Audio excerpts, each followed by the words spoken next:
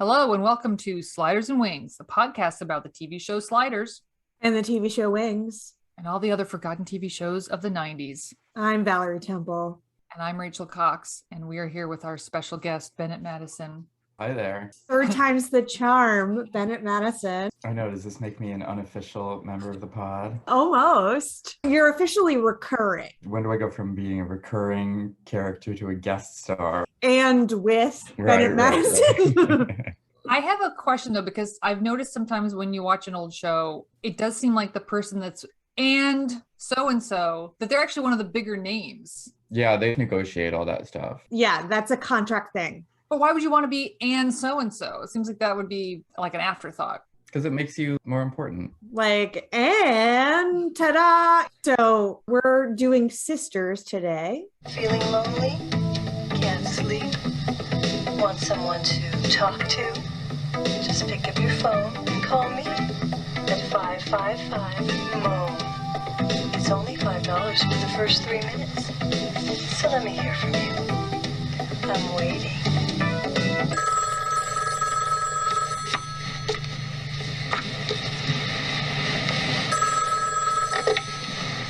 Yeah, got one for you. Seems lonely, not too kinky. Get him on. This is Ramona. Who's this? This is Mitch. So how come you decided to give Ramona a call? Well, I saw your commercial on TV and And you wanted to know how it feels to share a secret moment with a stranger. Let it all hang out, if you know what I mean. maybe. Sounds good to me, sugar. I'm all yours. Yeah, for the next 5 minutes. You can always call me back. Look, I don't want you to get the wrong impression that I called for some heavy breathing session. Oh, no, I knew right away that you weren't that type. You just wanted to get something off your chest. It was a matter of fact. I had a fight with my girlfriend. Oh? Why don't you tell Ramona all about it? Well, she thinks my behavior is inappropriate because I kissed her in front of one of her business clients. Sugar, I'd let you kiss me anywhere you want. Yeah, now I'm not good enough to socialize with her and her six-figure friends. That's a real shame, because I just bet there's somebody out there who's just dying to show you how much you mean to them. You made me love you. I didn't want to do it. I didn't want to do it. You made me want you. I will say I quite enjoyed watching this show. I have the box set, season 1 and season 2. Season 1 was 7 episodes. It was a trial run, and then it got picked up for subsequent seasons. And Aaron and I watched all of the first season, and I really want to watch more. Are the other seasons on DVD? They are on DVD, and that really seems like the only way you can watch Sisters. It's not streaming anywhere. It's not on YouTube. So I did watch this show when it aired, and my first takeaway is that I think when I was a kid, I didn't understand that this was soapy. I thought it was like a gritty, realistic drama. And now I'm like, oh, it's like over the top. Let me read a little blurb about it. Sisters is an NBC series that ran from 1991 to 1996. The plot revolves around 4 very different sisters from Illinois named Alex, Teddy, Georgie, and Frankie, along with their aging mother, Beatrice, and the issues they face day to day. It was notable for being the first primetime network drama to focus specifically on women and issues relating to them. The show was also notable for its multitude of flashbacks where the characters interact with or observe their younger selves, and for being a soap opera-style drama that was also offbeat and quirky, a la Northern Exposure. It more like Picket Fences though than Northern Exposure, but again, I only watched that one Northern Exposure. We got a negative comment on our Northern Exposure YouTube post, basically telling us to stay in our own lane. He was like, Northern Exposure is for people who swim in the deep end of the pool. I mean, the interesting thing about the really? sisters description that you just read, Rachel, is that it describes the sisters as being wildly different, when in fact, I think they seem all basically the same. They're all completely crazy. And while they each have certain defining characteristics, I guess, mostly they're just crazy. If you try to compare it to, say, Sex and the City, another show about 4 women, you can't really come up with like, oh, who's the Carrie and who's the Samantha of sisters, because depending on the episode, they're all just psychotic. Although I have to tell you that I deeply wanted to be Teddy when I was growing up, when I was watching this show. But watching it now, I'm like, she's the craziest one. She's definitely supposed to be the crazy one. So the 4 sisters are who? You have Teddy, played by Cella Ward, crazy, free spirit, alcoholic with brown hair. She's the black sheep, and she's got a daughter named Kat. You have Alex, who's played by Swoozie Kurtz, who has red hair and is crazy and rich, at least for the first few episodes. Very like Betty Davis. The last episode of the first season, she is straight up doing a Shakespearean monologue. The B plot of that episode is Reed, not played by Ashley Judd in the first season, but Reed is supposed to be Juliet, but can't remember her lines. And Swoozie Kurtz is like, well, I was Juliet when I was in high school, and I was terrific. You have to play Juliet. And then by the end, Reed is just Capulet number 3. And then at the end of the episode, Swoozie Kurtz just gets on stage after everyone has left and just delivers a Romeo and Juliet monologue. So in that sense, I guess you would say that Swoozie Kurtz is like the B. Arthur of the show, because she's the one who must have it like written into her contract that she has to get opportunities to show off her acting chops in each episode. Definitely. Well, I was about to say that just in the first 4 that I watched, that character didn't do anything crazy. Well, she was in black and white detective scenes. She thought her husband was cheating on her. She's like a huge bitch. First of all, she thinks her husband's cheating on her, so she decides to hire a private investigator. Okay, I guess that's kind of normal for a person on a soap opera. Then she decides to go bust him, but when she goes to bust him, she brings her sister with her, which I thought that was totally crazy. And then she catches him cross-dressing, and she's just like so unreasonable about it. I mean, I realize this is a long time ago, but wouldn't you be happy that you discovered something so benign and kind of cute? You are retconning it. I mean, you've got to look at it through 1991 eyes. I could not believe that cross-dressing figured into episode 2 of this show. I was kind of impressed that by 2 episodes later, she's like, all right, let's make it work. I mean, I thought the scene where they're in the lingerie store was actually pretty funny, because like everything that the sales lady said could be turned around to be about him. Just imagine like a man ripping this off. He's like, I sure can. I remember when I worked at Nordstrom, we had to watch a training video where one of the scenarios presented was a man in the hosiery section asking questions about robes. And they showed you the bad way to handle it and the good way to handle it. Just be helpful. It was just very funny. The bad version is just like, are you lost? And the cross-dressing husband really looked like Stephen Colbert from Strangers with Candy. Oh, I thought he looked like Dabney Coleman. Oh, that too. Yeah, I thought he was wait. attractive.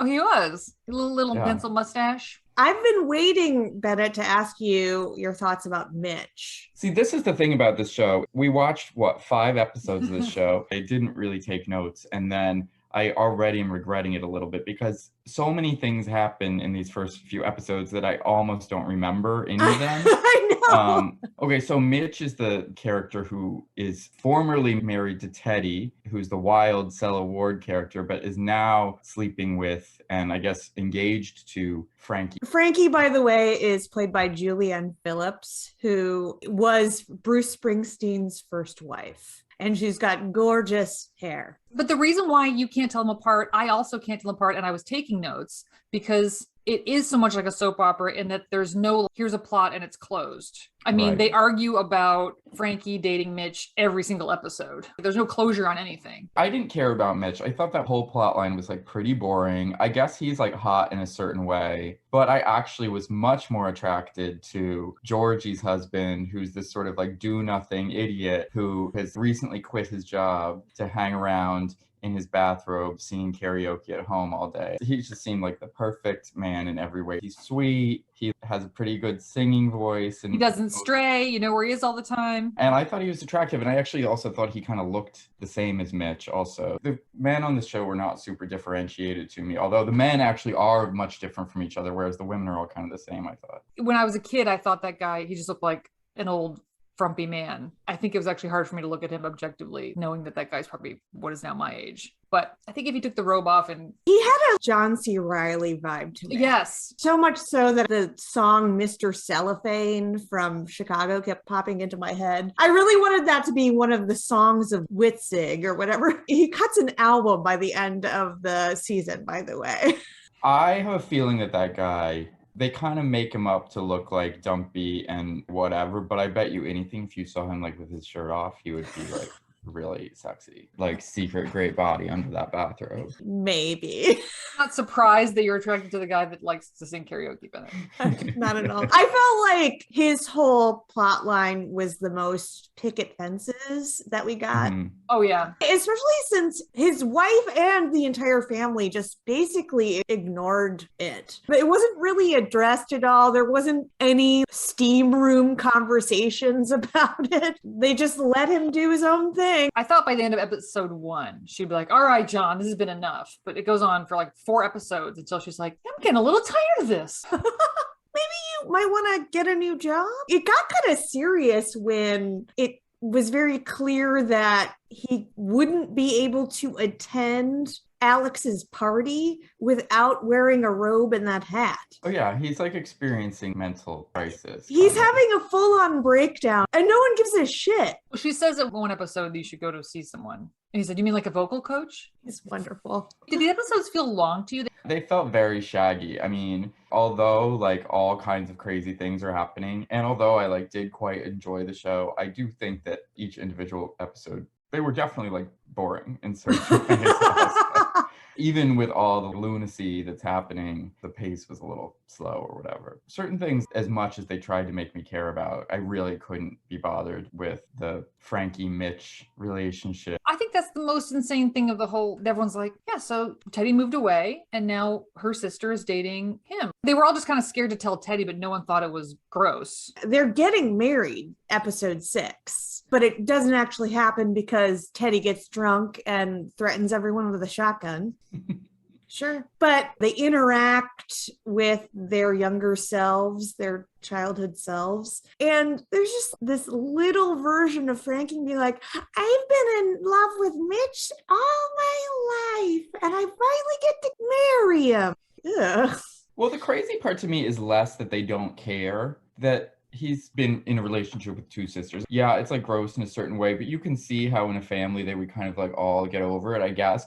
But what is crazy is that they act like Teddy, this other sister, is being like so absolutely unreasonable. For right, get over it. It's almost part of her being the wild card, black sheep sister. She's so fiery about this. And it's like, well, I mean, it seems fair that she is upset that her baby sister, who is 15 years younger than her, is now dating her ex-husband. I don't know a family where that wouldn't cause some sort of tension. That's the kind of shit that you cut people out of your life about. That's what's great about sisters, though, is that even if they're fighting, they're still in every scene together.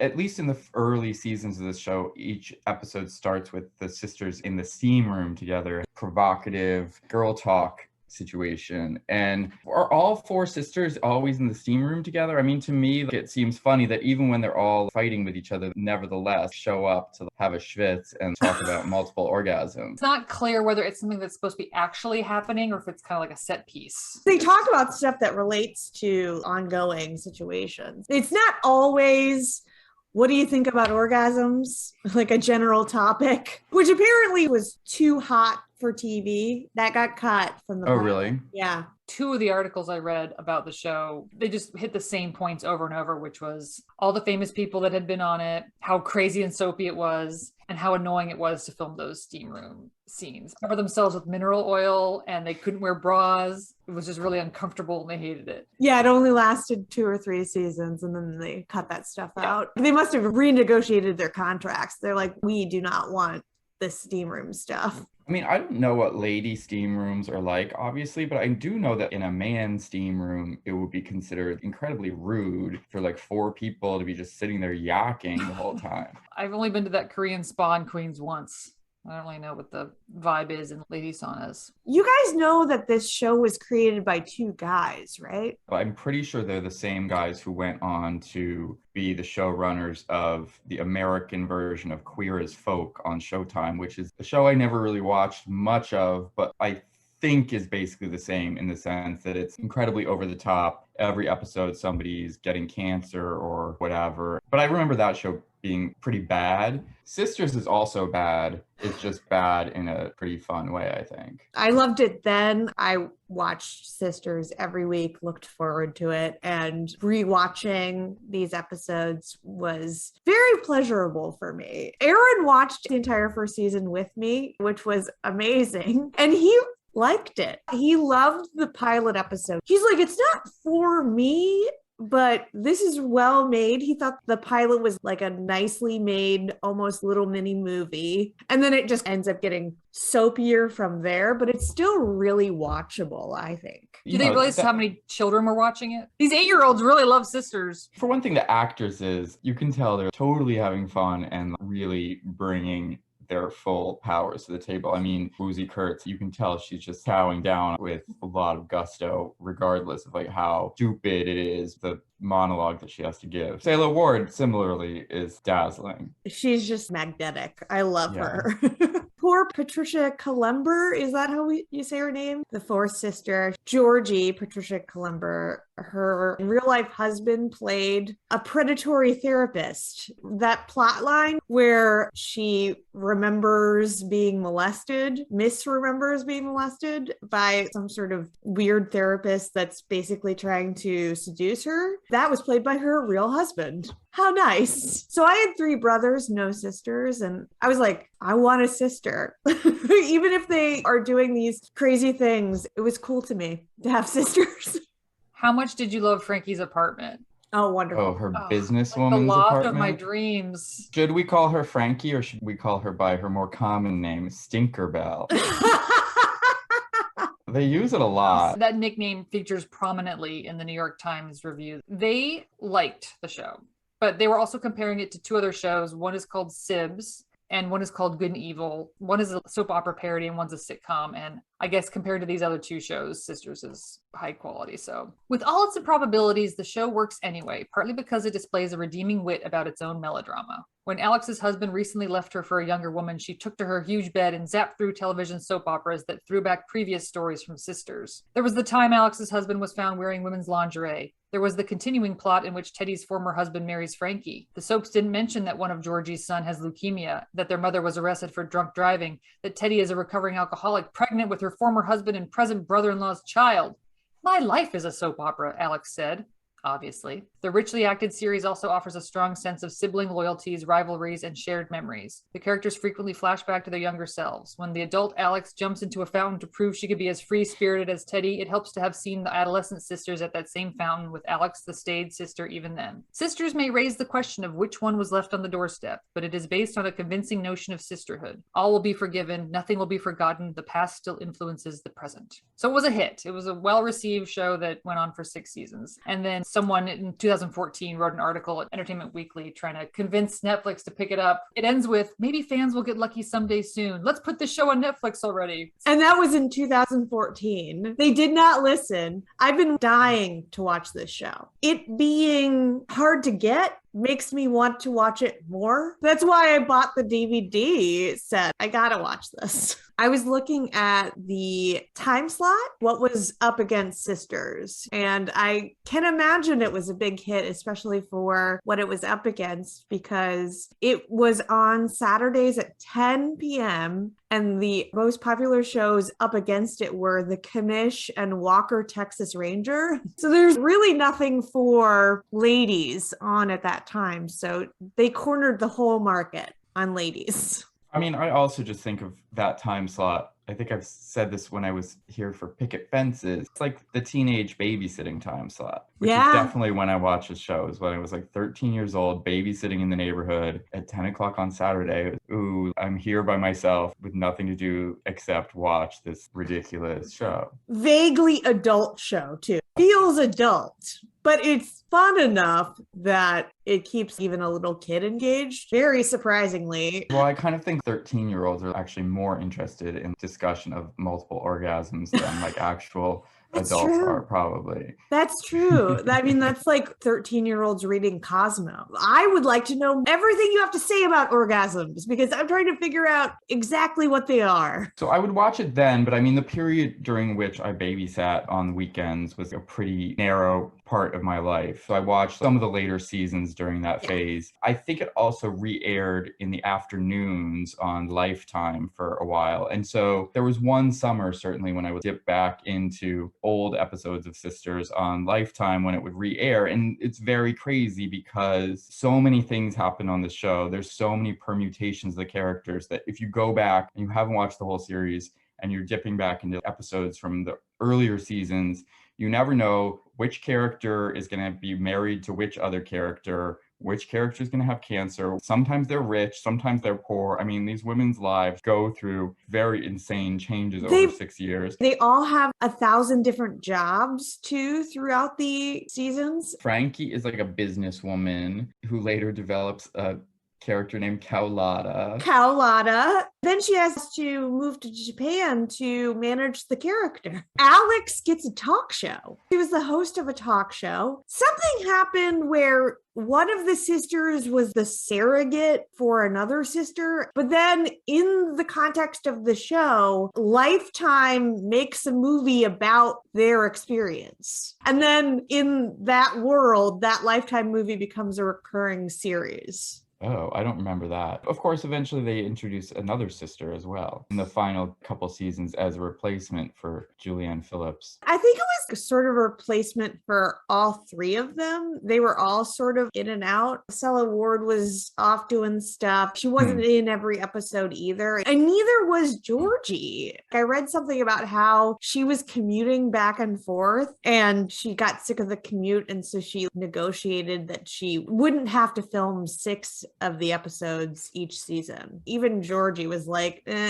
Alex's daughter Reed is played by 3 different actresses, most notably by Ashley Judd. And then Charlie is played by 2 different actresses. Of course, we can't forget the most notable actor to be on the show, which is that George Clooney was on the show for several seasons right before he was on ER. Playing a character named Falconer. Oh my God, he was extremely hot. I was riveted by him. And when he dies, when he is blown up in a car, I was stunned. That episode of television is unforgettable to me. And then doesn't he basically appear on ER like one day later? Yeah, pretty much. It was the same network too. He got hired on ER and they had to quickly write him off the show. I think it was the first episode of the new season and he just gets in his car, turns on the ignition and just blows up. And I was like, no! And then I think it ushers in like a whole serial killer plot line where whoever blew him up with the car bomb is a serial killer who's after Stella Ward, trying to kill her as well. Oh, sure. I believe that. I read through all of the season rundowns on Wikipedia. Wow, it was a wild ride. I'm having a hard time keeping up with just reading this. So much happens. It's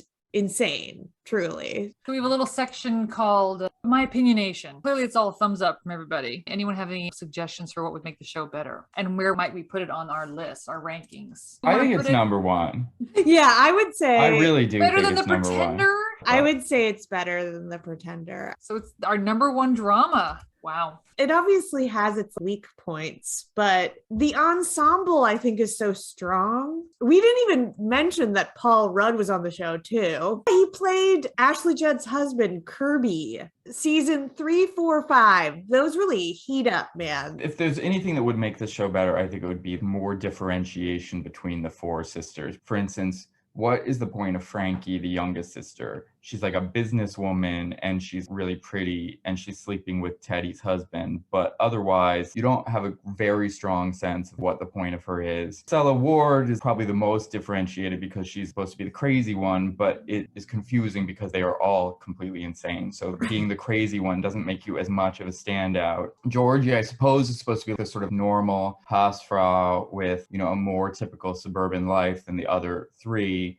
But she is also crazy, especially in later seasons. And Alex, there's so many iterations of the Alex character that you don't always have such a great sense of who she is either. So if there was going to be one improvement to be made. How different do you want them to be? I mean, they seem very different to me. Alex is rich, married to a doctor, doesn't have to work, hoity-toity. And then Georgie is middle class, 2 boys, suburban, has to work for a living. And then Teddy is wild card, wild child. In this first episode, she arrives in a semi-tractor trailer because she's hitchhiked with her daughter back across the country. And she's the artist, she's supposed to be an artist. And then, okay, here's my suggestion for what would have made it better. Frankie should have been used as more like the single gal, because from day one, in the first 4 episodes I saw, she's hooked up with Mitch. But wouldn't it have been better if she's the younger one? She lives in the city. She's got like a high-paying job. She should have been like the yuppie who's going on dates and she can date whoever she wants. And they all would have been so jealous of all these guys she goes out with and how she has total freedom. Instead, she immediately gets tied down like they are. That's a good point. Provided a contrast. That is totally true. I guess what I mean about differentiation is that all the sisters' character traits seem mostly hitched to whatever like ridiculous plot developments need to happen versus it being the other way around. If Frankie needs to be a certain way in order for like the plot to happen, then they just go with that. You talk about Sex and the City or Golden Girls, all of those characters, it's very cardboard in a certain way, but all those characters do have very specific. But Sisters is more realistic. Most people are not that interesting. Sisters is not more realistic. Sisters is the least realistic show of all time. No, in terms of their characterization. In Sex and the City, Charlotte, when the show starts out, she's a virgin, art dealer, hyper uptight, like not just uptight, like the most uptight traditional person you have ever met in your entire life, extreme. And then Carrie wears all the insane clothes. They're so extreme, they're caricatures. And I just feel like if you just took 4 siblings and you talked to them, their characterization is more normal. I agree with that if you were trying to do a more naturalistic show along the lines of like 30-something or whatever, where realism is what is prized. But very clearly, the show is not prizing realism. I do kind of think a certain amount of caricature almost improves the show. And don't get me wrong, it is still extremely caricatured. It's just that the caricature kind of shuffles according to what is happening in the plot. I almost feel like they want it both ways, honestly, because it feels like the way that the sisters talk to each other, especially in those theme room scenes, it's very naturalistic. But then folded in is just all of these wild plots. It's kind of like trying to have it both ways. And that's kind of why it's such an oddball show to me. It feels like these are 4 real sisters. And yet, what would happen if 4 real sisters deal with an absurd amount of drama? Yeah, and I mean, like Rachel said earlier, when I was watching this when I was 13 years old, I really thought that I was watching something quite highbrow and sophisticated with real nuance and things to say, important messages and themes. Whereas watching it now, you realize whoever's writing this, these people are just leaning into whatever like lunacy they can come up with. Adjacent TV is where we talk about, if you like this show, you might also like, and I think we've already kind of mentioned them, I would say Picket Fences and Northern Exposure. What I kept thinking of was, if you like Sisters, how about Brothers and Sisters? The same kind of thing, but they added in brothers too. And then I was remembering in a couple episodes of Gilmore Girls, they utilized that sisters trope of younger selves. They're not flashbacks. They're physically there in the scene. They sort of ripped that off from Sisters. But as we were talking, I was thinking about if the show really embraced the drama and they weren't actually sisters, it would be Desperate Housewives. Yeah, I was thinking about Nip Tuck. Well, I think if you like Sisters, you're gonna love Sex and the City. Accent Corner. This is supposed to take place, I think, in Winnetka, Illinois. I don't know if people in Winnetka, Illinois have Chicago accents, but it's right outside Chicago. Well, I think we just have to talk about the elephant in the room, which is Stella Ward's Southern accent. mild. It's mild. She's from Mississippi. There's a little there. It's hard when it's supposed to be four sisters who grew up exactly in the same place. Are they believable as sisters just physically? I think Patricia Kalember and Gillian Phillips kind of look alike, have light eyes and light hair. Susie Kurtz is a redhead, so that's tough. I mean, I think she looks pretty different also. She looks much older than the rest of them. Susie Kurtz, I was obsessed with how many different shades of mauve she wore. Pink, peach, mauve, darker mauve, silk pantsuits. Yeah, she dressed like Blanche from the Golden Girls. For both Val and myself, the most iconic imagery from the show involved Alex's house. Mine was the curved staircase, and yours was the glass menagerie. Alex's glass shelves that she covered with these glass sculpture baubles. When Teddy busts up the Frankie Mitch almost wedding with a shotgun, those shelves get destroyed. Oh. In my memory, every scene of the show takes place at the bottom of those stairs. Because I think I remember Ashley Judd that era most vividly. Which is interesting because I feel like Alex goes through multiple husbands. We forgot about Big Al, played by Robert Klein. So it's interesting that she manages to maintain the same house and decor. Well, they're not going to go building other sets.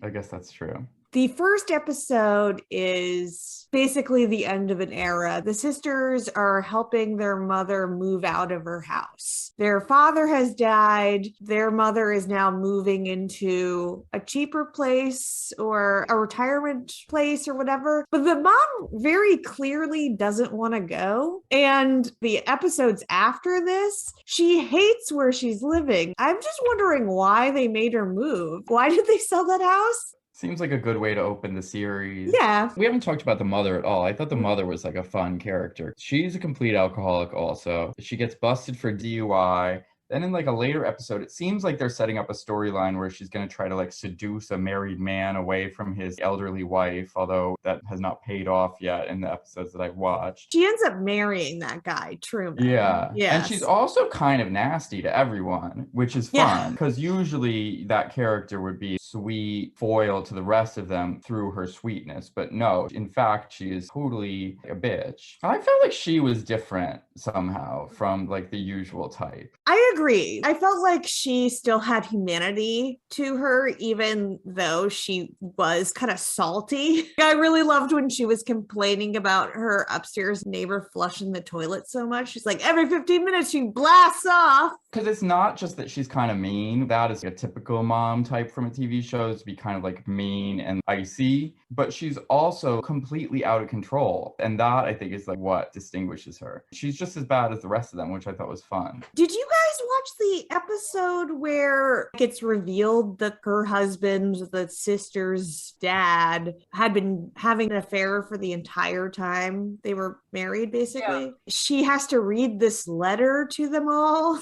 That was rough. She just sits there and sort of takes it. It's kind of rough to watch it. This woman having to basically hear a message from beyond the grave that her husband of 30 years, he was like, well, she was my life mate, but this woman, she's my soulmate. I was like, oh God, dang.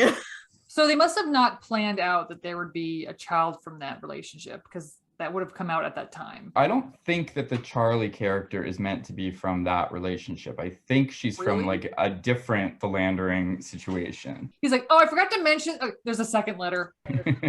P.S. Bennett, I think we forgot to ask you ahead of time to prepare your Mad magazine if you have one. It's kind of hard for a show with such a simple title. I've got a good one. All right, let's hear yours. Blisters. That's what I had. Very good. Well, that's the one, I guess. It's the one. Okay, so what is the most 90s thing about this show? I think I have like 10 things. I have Frankie's apartment. Iconically, Teddy's vest. Teddy wears this vest in multiple episodes. It's this black vest with embroidery on it. And ladies wearing vests was a big 90s thing, at least in my neck of the woods. Mine is not actually from the show itself, but it's related to the show, which is, although Sela Ward plays the character Teddy on the show, She also, during this same period, was the spokesperson for Charlie Girl perfume, which is to me an iconic 90s series of TV commercials in which she has this very similar tomboy air to her. And I think it's confusing that there's another character on the show named Charlie who is not her, but whatever, we'll forgive that. It got you all mixed up. Think of another girl's name that has a boy nickname. They were painted into a corner for that, It'd be Philomena, Phil. That'd be cute. That'd be really cute. I have when Kat says, it's styling. When they lose a computer file, that was a big thing in the 90s. I've lost my file. Teddy gets a job doing the sex line. And somehow manages to suddenly, it seems like almost wealthy from her part-time phone sex career, which having actually worked myself as a phone psychic for a while, I can tell you, it's not going to transform your life overnight with the riches. Especially when there's a middleman. Right. Everyone's taking a cut. Oh, man. That was when she really played up the Southern accent, too. I used to do a Southern accent myself when I was a phone psychic. You did? Yeah. Give us a little taste of it, Bennett. Thank you for calling the Psychic Readers Network. This is Cassandra. How may I help you? I love it. I think the Southern accent is the absolute easiest accent for any American to do because it's an exaggeration of all of our existing phonetic quirks. The funniest story you told me from doing that was that people always wanted you to guess their favorite color. And you were like, it's always red. Just say red. Totally. People who feel very strongly about their favorite colors are usually red fans. If your favorite color is blue, you don't think of yourself as this is part of my identity because it's so typical. But if your favorite color is red, that's something that you might ask a psychic to verify that they're for real. And then when you guessed right, they were always like, wow, you are amazing. Bennett, I did a over the phone tarot reading for the first time and only time a few months ago. And she started off by telling me, I see here that you're thinking about a big move. Now, I think that that's a pretty safe guess to do with anyone, right? Like everyone is either thinking about moving physically or moving jobs or moving apartments. You can basically say that and they'll go, oh yeah.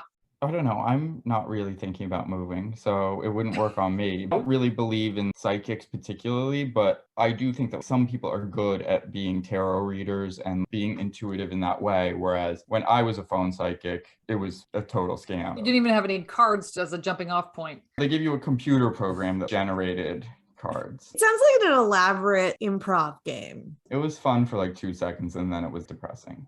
That's every job. People were like, oh, at least you got a good story out of it. And it's like, yeah, but I had to work there 6 months. I could have had a story in 1 week. We didn't do it that much. It was pretty low lift. I have 2 more most 90s. I have another one too. Selling music tapes over the TV. And then at the end of the show, Frankie's character moves to Japan. And I feel like there was this 90s obsession with Japan, all things Japanese, because they were supposed to be ascendant at the time.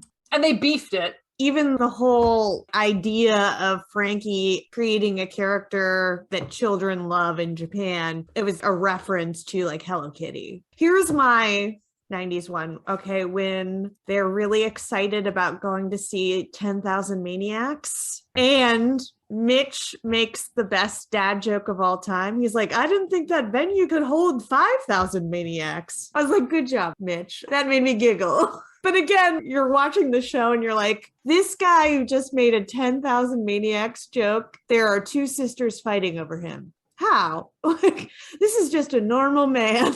I guess maybe at some point it will be revealed that there's something psychological going on where Frankie is trying to compete with the sister, or you don't just do that because you just think this guy's so great. There's something psychologically damaged about her pursuing him. Maybe that's what they could have amped up a little more in her personality. Maybe she's just has always been trying to get what Teddy has. I like the scene actually where the episode where they're learning about the father's infidelity. The 3 older sisters are sharing memories of him and laughing. And Frankie's like, I don't have any memories like that. All I remember is him kind of just being grumpy. I think that's really interesting. I came from a family of just 2 and we were 3 years apart. But if you're from a big family, your parents are changing every year as well. So the person you get the first year is different from the person you get later. So those people usually have very different experiences. Who is the oldest? Alex? Alex. Okay.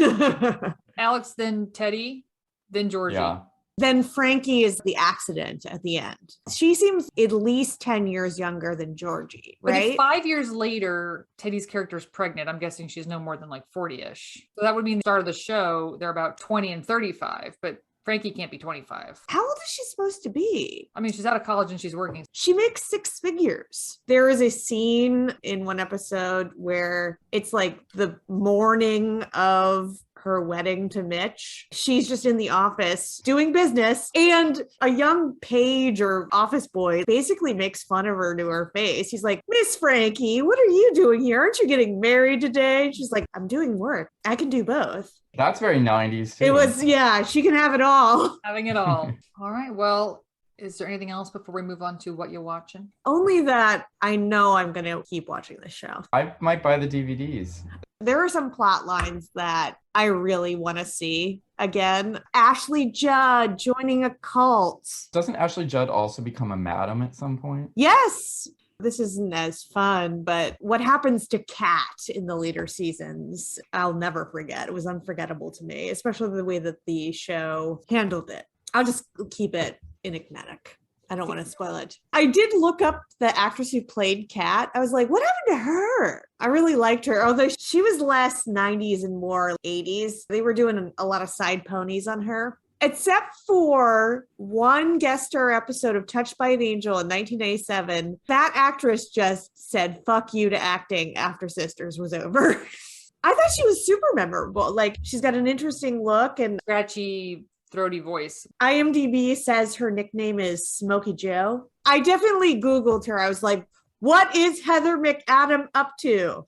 Nothing. Well, guys, what you watching? Next week, Val will tell us how she's watching Sisters, but Right.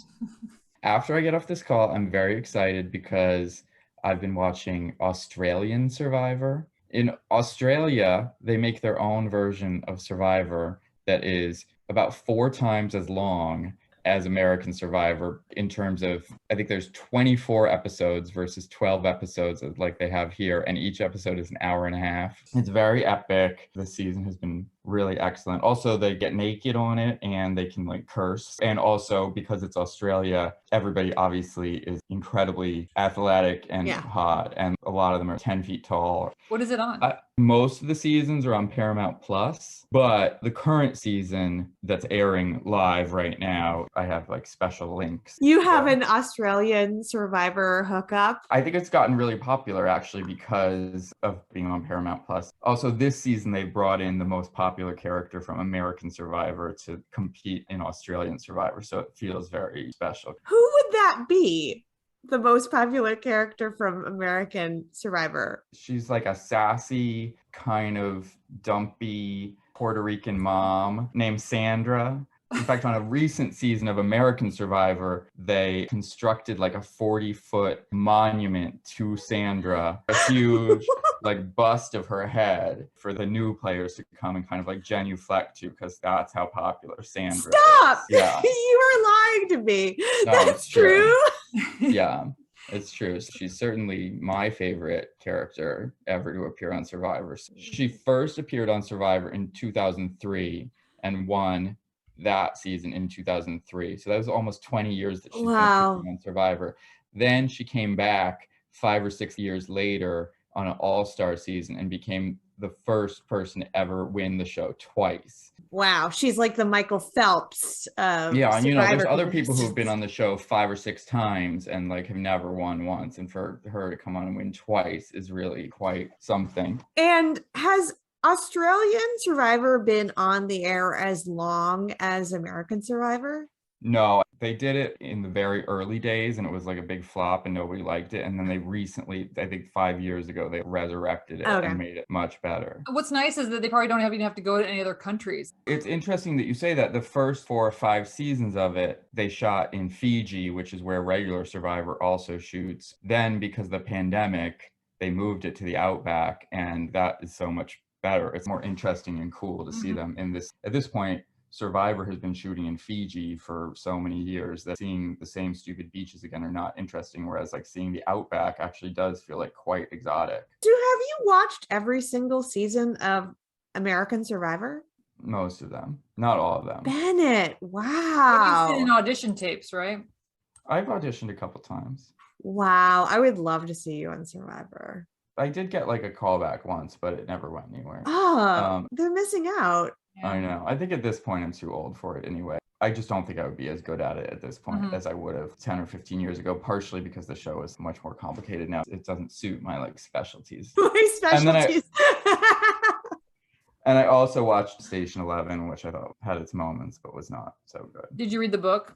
Yeah. Like, I read the book too, and I was debating watching it, but I don't know. Try not to watch things that are downers. It's not downer exactly. I mean, it has moments that are not downer moments. I think the last episode, there's like a beautiful scene where they're all in the airport and they all sing Midnight Train to Georgia together. Ooh. I liked it. I thought it was fine, but I don't know. I have a hard time like really getting worked up for it. I actually read the book while I was watching the show because we were watching it together, and then John fell asleep and I like wanted to know what happened next. So I just went and read the book. That's a good cheat. You know, the social contract of binging a show together. Some people are very like anti-spoiler. I like to read ahead. I want to just know what happened. Totally. Especially if it's not something I'm super into. Totally. I just want to know what happened. The book, I think, had all these different threads of different characters that I thought were going to converge in some sort of interesting way, and they didn't. The show actually does somewhat fix that problem Oh, good. in ways that I thought were actually really smart. What are you watching, Val? Aaron and I watched all of The Flight Attendant, Oh, I saw that. which everyone saw a long time ago. I watched the one episode and it was too stressful to me. I'm Yeah. always like afraid I'm going to be falsely accused of a murder. So like anything with that storyline, I can't watch. It stresses me out too much. I started out liking it. The first couple episodes I thought were really fun. I was like, oh, this moves along. There's a sense of humor. I like these characters. It didn't seem especially intelligent or whatever, but it was fun trash. And then I felt like all of the dialogue, we didn't need all of this stuff. We're kind of saying the same things over and over again. We're learning again and again that alcohol is her problem. And I was like, yeah, I get it. The last episode is just an emotional scene with every single character and coming to the same conclusions over and over and over again. When it first started, I was like, this is okay. And then by the end, I was like, I hated this show. That show felt to me like a pandemic hit in the sense that people really only watched because it was the pandemic and there was just this desperation for like any kind of TV show. And I keep doing this to myself because I keep watching all of these pandemic hits way too late. Like I also watched The Queen's Gambit 6 months after everyone. Yeah. So by the time I watched it, I was like, what was everyone talking about? I thought The Queen's Gambit was fun as long as you were not expecting anything more than like total trash. I would say that The Queen's Gambit was more enjoyable to watch because by the end, The Flight Attendant, I was like, this is just preachy and annoying and repetitive. I think The Flight Attendant, it's a perfect binge watching show because it's got like good looking people. There's travel. So you're seeing different locales. There's kind of a little bit of mystery, but it didn't seem like the quality of your average HBO show. I feel like it would have been a good movie if they still made movies like this. If they made it a movie, all they had to do was really cut out almost all of that backstory. Her youth. We didn't need extended flashbacks every episode. We sort of get it after the first couple. You can really just allude to the trauma and we sort of understand that maybe that's why she's an alcoholic now. And then let's move forward with the story that we're telling. Finally, the show that I've been talking about so much has come back, which is Raised by Wolves 2. Well, they call it Raised by Wolves 2. It's just the second season of Raised by Wolves. Robots in space in the future. It's very, very dark. It's very stylized. And I really like the first season, but it is kind of falling apart in season 2. I think someone from Lost is involved on the production team. It's asking a bunch of questions, and now it's season 2, and they are not answering these questions. Those were interesting questions, but not delivering on the answers. I've also been watching The Gilded Age, which it's just like Downton Abbey. The dialogue is so strange. You don't know if it's bad acting or bad dialogue, or if they just don't know how people talk back then. So they're just kind of like, maybe they talk like this. It's got some drama. I think you'd like it, actually. There's an actress in it who I think she's going by a stage name to distance herself from her mother, Meryl Streep. The other two are Gummers, and she's Lisa Jacobson. Yeah. And she kind of sucks.